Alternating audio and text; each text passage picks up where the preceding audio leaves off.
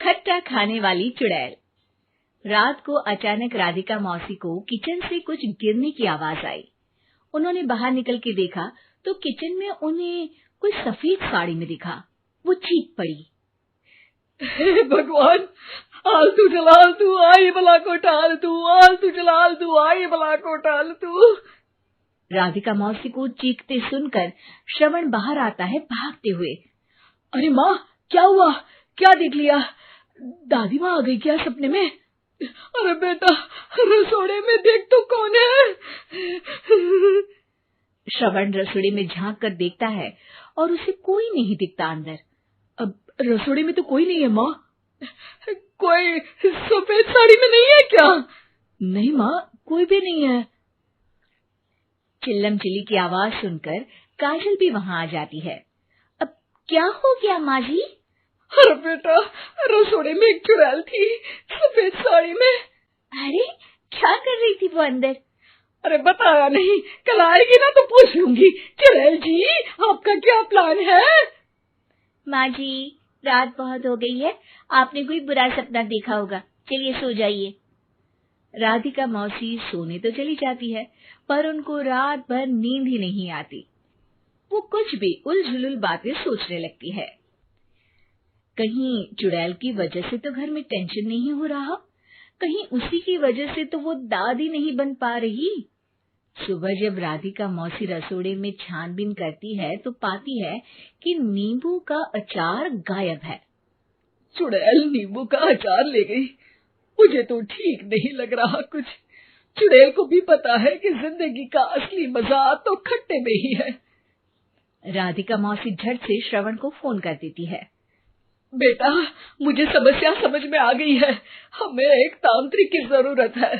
अरे क्या बोल रही हो माँ, तांत्रिक की क्या जरूरत है? आप पूजा पाठ तो कर ही रही हो ना।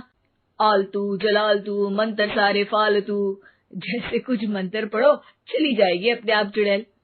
अरे नहीं बेटा, कभी चुड़ैल को कम नहीं समझते। अरे तुझे पता भी नहीं चलेगा कि कभी वो छल करके काजल की जगह घर की बहू खुद बन जाएगी। क्या माँ, कुछ भी बोल रही हो? कहाँ काजल और कहाँ चुड़ैल? वैसे एक बात बताओ, काजल को अगर गाने के लिए बोल देना तो चुड़ैल काजल की आवाज सुनकर घर तो क्या, धरती लोग छोड़कर चली जाएगी। तुम ना पढ़े लिखे बच्चे हर चीज को मजाक समझते हो। तुम रहने दो, मैं खुद ही तांत्रिक को बुला लेती हूँ। अच्छा सुन, शाम को इमली लेके आना। क्या है कि चटनी खाए बहुत दिन हो गए है ना? नहीं माँ, इमली तांत्रिक से ही मंगवा लो ना, आटा वगैरह भी उसी से पिसवा लेना। देखो मुझे काम करना है।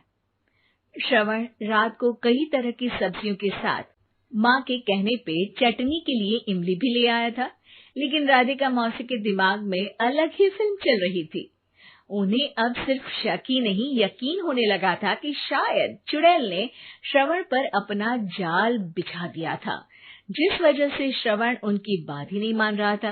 पर कोई नहीं, आने वाली रात में राधिका मौसी खुद तैयार हो गई चुड़ैल को पकड़ने के लिए। रुद्राक्ष की माला, तुलसी का पत्ता, हनुमान चालीसा सब हाथ के पास ही था, बस चुड़ैल का इंतजार था।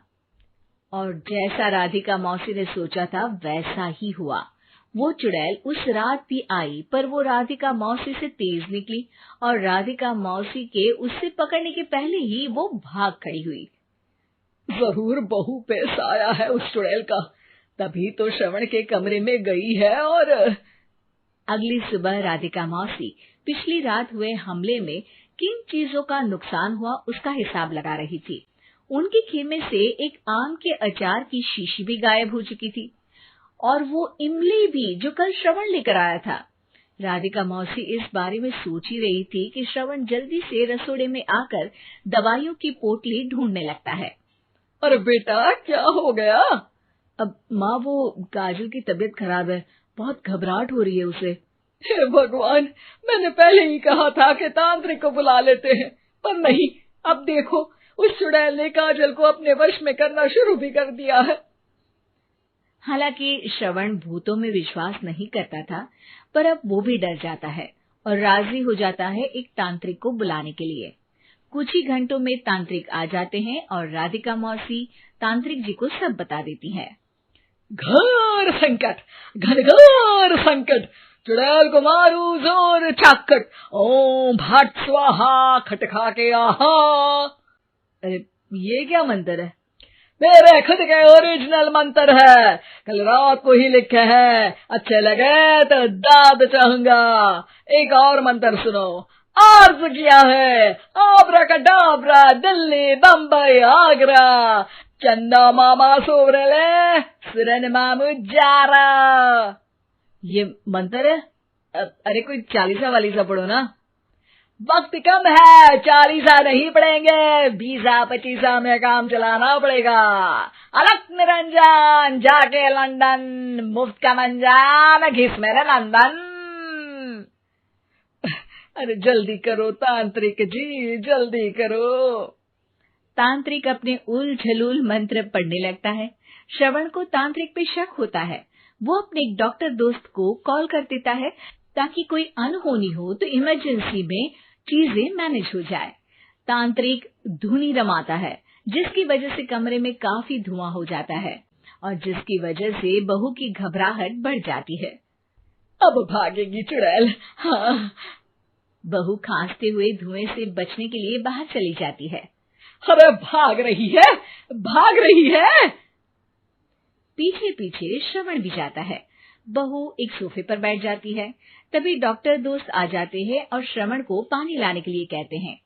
थोड़े चेकअप के बाद डॉक्टर कहते हैं, मेरे हिसाब से जाप का काम पूरा हो गया है। क्या मतलब?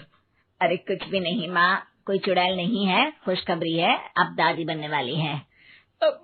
मगर वो सब अचार के डब्बे। श्रवण दोनों अचार के डब्बे अपनी माँ को दिखाता है, जो कि उनके बिस्तर के नीचे छुपे हुए थे। आपने सही बोला था माँ, वो चुड़ैल काजल ही थी जो खट्टा खा रही थी। हमें कल ही पता चला, पर हमने आपको ये तांत्रिक वाला काम करने दिया ताकि आपको भरोसा हो जाए कि भूत वगैरह कुछ होता ही नहीं। अच्छा अच्छा, ये तो बड़ी खुशी की बात है, पर बेटा मुझे एक झाड़ू तो ला दे। क्यों माँ? ये तांत्रिक का भूत उतारती हूँ मैं। अब तांत्रिक राधा मौसी के डर से घर से भाग निकलता है और राधा मौसी उसके पीछे भागती है। अरे संकट ये घनघोर है, तांत्रिक मुआ चोर है।